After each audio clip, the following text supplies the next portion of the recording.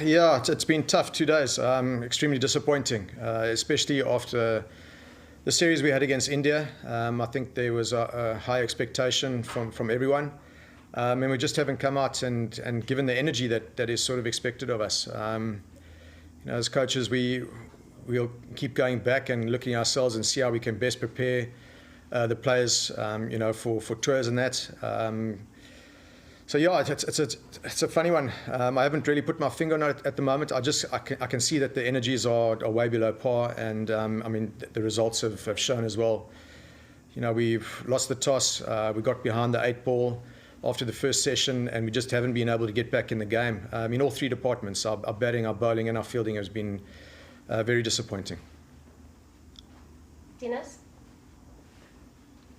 Mark, do you think issues away from the playing field, like the news that players will testify at your disciplinary hearing, and there's just the disciplinary stuff in general, as well as the quarantine, do you think those things maybe played a role in the energy levels that's lacking that you mentioned? Dennis, I can't answer that for the players. You know my stance on this. What's happening in my personal stuff it stays personal, and there's a process that's going on at the moment, and we'll leave it at that. Nathan? Coach, tough start for you guys. I just want to ask, in terms of the personnel, Ryan unfortunately missed out in the test. I just want to ask, is he primarily in the side as a keeper replacement? No, he's not. He is a keeper replacement as well. But I think Ryan's been scoring quite a few runs at domestic cricket to warrant him being here as a batter replacement as well. So yeah, if that answers your question.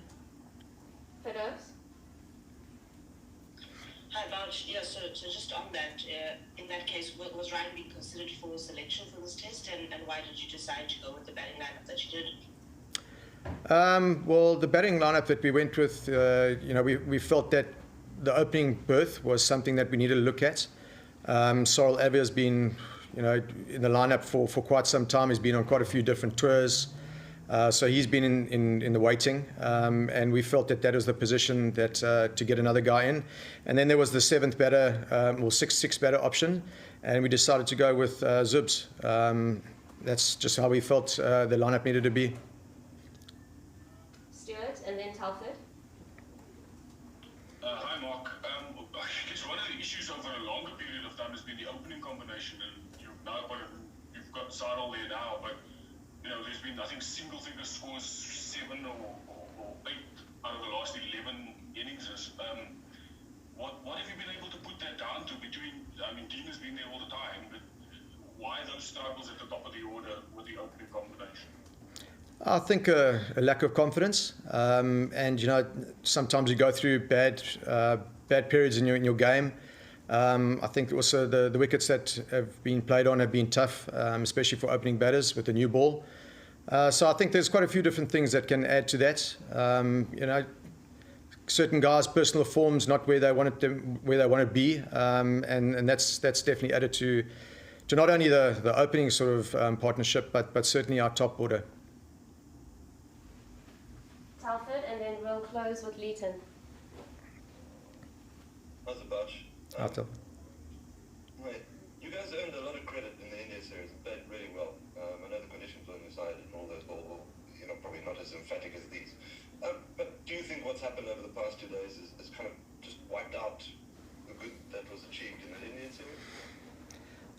No, I don't think so. I think, a lot of people judged us after 1 or 2 days of the start of the Indian series, and we pulled it back nicely.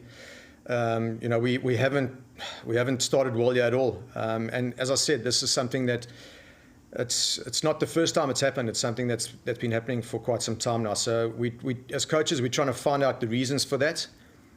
We do a lot of talking before a series, a lot of planning.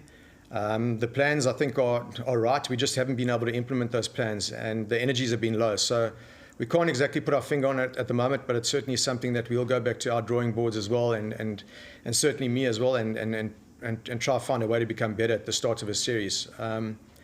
The 3-match series against India was a long series where we played a good brand of cricket, a lot of grit was shown in that whole series as well. So to wipe that whole series out with two really poor days in conditions that these guys haven't played in before, I think wouldn't be that fair. But I can honestly see why the people are probably saying things like that, because no excuses. We just haven't been good enough in all three departments in these last 2 days.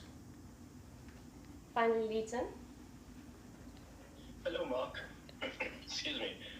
Just on the conditions that side, do you think it's time we look at how we prepare pitches in South Africa, especially for the national team, in terms of adapting quicker to what is given to you at international fields, and rather prepare the same tracks that we've been having for years in South Africa? I know we dominate on them, and you wouldn't probably want to change it, but is it time to have a look at that?